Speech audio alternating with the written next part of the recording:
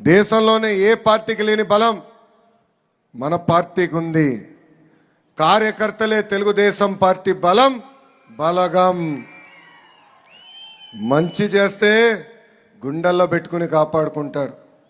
అదే కానీ ఎవరన్నా చెడు చేస్తే చీల్చి చెండాడతారు. ఒక పద్ధతి ప్రకారం ఈరోజు మనం నామినేటెడ్ పోస్టులని భర్తీ చేసుకుంటున్నాం.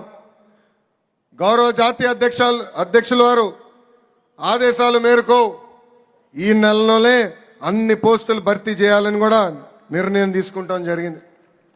అంతేకాదు భారతదేశ చరిత్రలో ఏ ప్రాంతీయ పార్టీకి జరిగిన విధంగా 1 కోటి సభ్యత్వాలు మనము సాధించుకున్నాం. ఏకంగా కార్యకర్తలకు ఈరోజు ప్రమాద బీమా కింద 5 లక్షల రూపాయలు కూడా మన పార్టీ సహాయం చేస్తుంది.